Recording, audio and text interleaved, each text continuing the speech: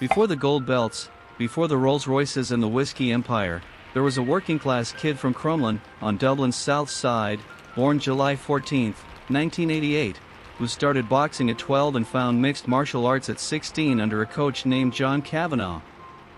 He trained while working as an apprentice plumber, a job he would later say he hated with everything in him, a job that became the origin story he'd repeat at every press conference, every countdown show, every moment he needed to remind the world where he came from and how far he intended to go. His amateur run was unremarkable by the standards of what would follow. His professional debut came on February 17, 2008, a win over Gary Morris. For 5 years he fought in small Irish and European promotions, collecting a reputation as a devastating striker with an outsized mouth, a fighter who talked in a way MMA hadn't quite heard before, precise, personal, theatrical, and, more often than not, accurate. The UFC signed him in 2013. His debut came on April 6 of that year in Stockholm, a first-round knockout of Marcus Brimage that earned him a bonus and instant attention. What followed was one of the most efficient title runs the sport had seen. He stopped Max Holloway on the scorecards, then finished Diego Brandao, Dustin Poirier, and Dennis Siver in succession, each performance more emphatic, each press conference more quotable than the last. Then came Chad Mendes at UFC 189 in July 2015. McGregor, forced into the fight on short notice against a wrestler who took him down repeatedly and battered him on the ground, still found a way to finish the interim featherweight champion in the second round. It silenced questions about his chin and his ability to survive adversity. That win set up the fight that made him a global star. On December 12, 2015, at UFC 194, McGregor faced Jose Aldo, the featherweight champion who had not lost in a decade. It took 13 seconds. A single left hand ended the fight and the era in the same instant, and McGregor stood over the sport's most dominant champion as the newest, loudest name in combat sports. 11 months later, on November 12, 2016, at UFC 205 in New York, McGregor knocked out Eddie Alvarez to win the lightweight title, becoming the first fighter in UFC history to hold 2 championships at once. He was, by that point, no longer just a fighter.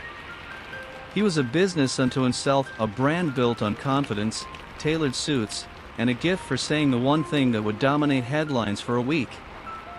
3 in Mayweather, and the money. In August 2017, McGregor stepped out of MMA entirely to challenge Floyd Mayweather Jr. in a professional boxing match, a sport he had never competed in as a professional, against a man many consider the greatest defensive boxer of his generation. McGregor lost by 10th round TKO, but the fight shattered pay-per-view records and confirmed something the UFC had suspected for years. Conor McGregor could sell a fight to people who had never watched one. It was the clearest expression yet of what McGregor had become, not merely a champion, but an economic engine. Off the back of that global attention, he launched Proper No. 12 Irish Whiskey in 2018, a business that would eventually sell for hundreds of millions of dollars and cement his reputation as one of the shrewdest self-marketers in sports history. The bust but 2018 also marked the beginning of the pattern that would define the second half of his public life, a pattern where the headlines outside the cage began to compete with, and eventually outweigh, the ones inside it. On April 5, 2018, ahead of UFC 223 in Brooklyn, McGregor and a group of associates confronted a shuttle bus carrying UFC fighters, including his rival Khabib Nurmagomedov's teammates. Video captured McGregor hurling objects, among them a hand dolly and a steel barricade, through the bus windows, injuring several fighters inside and forcing 2 off the cart entirely. He turned himself into the NYPD and was charged with counts of assault and criminal mischief. Dana White called it disgusting. McGregor eventually pleaded to a reduced disorderly conduct charge, avoiding jail in exchange for community service and anger management classes. 6 months later, on October 6, 2018, McGregor returned to the octagon to challenge Nurmagomedov for the lightweight title at UFC 229. He lost by 4th-round submission, and the fight ended in chaos. Nurmagomedov left the cage to attack a member of McGregor's team, sparking a brawl that spilled into the crowd. Both fighters were sanctioned. McGregor was fined $50,000 and suspended 6 months by the Nevada Commission. The legal ledger of the years that followed brought a lengthening list of legal troubles, some resolved quietly, others that would eventually define his public reputation as much as any fight. In March 2019, McGregor was arrested in Miami Beach and charged with strong-arm robbery and criminal mischief after security footage showed him knocking a fan's phone to the ground and stomping on it when the man tried to photograph him. Also in early 2019, Irish police investigated a report that McGregor had sexually assaulted a woman in a Dublin hotel in December 2018. Prosecutors ultimately declined to bring criminal charges, citing insufficient evidence for a realistic prospect of conviction. A second complaint, involving an alleged incident outside a Dublin pub in October 2019, similarly never led to charges. McGregor denied both allegations. In March 2022, Irish police arrested him in Dublin and impounded his Bentley after stopping him for dangerous driving. He was ultimately charged with 6 offenses including driving without a license or insurance. The case dragged through the Irish courts for 2 years before McGregor received a 5-month suspended sentence and a 2-year driving ban in 2024, a resolution that, because he stayed out of further trouble, kept him out of prison. The most consequential legal battle, however, was civil rather than criminal. In 2021, a woman named Nikita Hand filed a civil suit alleging that McGregor had raped and battered her in the penthouse of Dublin's Beacon Hotel on December 9, 2018, the same incident Irish prosecutors had earlier declined to pursue criminally. Hand testified that after a work Christmas party, she and a friend had been driven by McGregor to the hotel, where he isolated her in a bedroom and assaulted her, leaving injuries later documented by a sexual assault treatment unit. McGregor maintained throughout that the encounter was fully consensual. In November 2024, a High Court jury in Dublin found McGregor civilly liable for sexually assaulting Hand. He was ordered to pay her close to €250,000 in damages, along with roughly €1.3 million in her legal costs.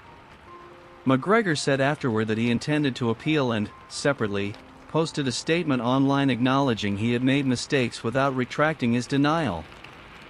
His appeal was rejected in full by Ireland's Court of Appeal in July 2025, with the panel upholding every element of the jury's findings, and the case was ultimately declined further review by Ireland's Supreme Court. The Dublin Rape Crisis Centre welcomed the appellate ruling as confirmation of the jury's original finding. Layered alongside the Hand case were other allegations that never resulted in criminal charges. A 2023 claim from a woman who said McGregor assaulted her on a yacht off Ibiza, later withdrawn as a civil matter, and a separate allegation, tied to an incident during the 2023 NBA Finals in Miami, that also did not lead to prosecution. McGregor has denied wrongdoing in each instance. The broken leg inside the cage. The story of McGregor's late career is inseparable from his rivalry with Dustin Poirier, a fighter he had finished in 90 seconds back in 2014. They met again at UFC 257 in January 2021, and Poirier avenged the old loss with a second-round TKO. 6 months later, at UFC 264 in July 2021, they fought a rubber match that ended in one of the most gruesome injuries in UFC history. With seconds left in the first round, McGregor's ankle folded beneath him as he stepped back from an exchange, snapping the tibia and fibula in his left leg. He was carried from the arena on a stretcher and underwent 3 hours of surgery the next day. He later revealed he had entered the fight already carrying stress fractures in the same leg, training in a walking boot between sessions. He vowed to return. For years he didn't. Legal proceedings, the Hand verdict, and the sheer physical demand of rebuilding a shattered leg kept him out of the octagon for half a decade, the longest active absence of his career, and one that many in the sport doubted he would ever end.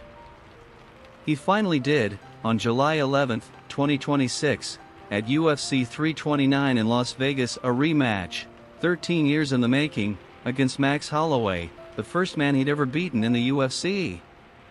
The build-up was enormous. A comeback 5 years and 2 legal battles overdue, drawing nearly 16 million viewers across the United States and Latin America.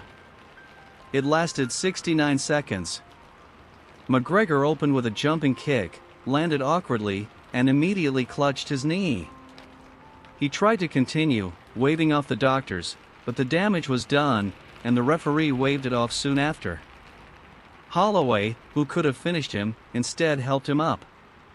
Standing over a stunned, booing arena, Holloway told the crowd there would have to be a third fight one day, but for now, the comeback that was supposed to close McGregor's legacy on his own terms had ended almost before it began. It was, in its way, a fitting final image for a career built on contradictions, a working-class kid who became the richest fighter his sport had ever produced, a generational talent whose 13-second knockout of Jose Aldo remains one of the defining moments in UFC history, and a man whose name, by 2026, was carried as much by courtrooms and headlines as by championship belts.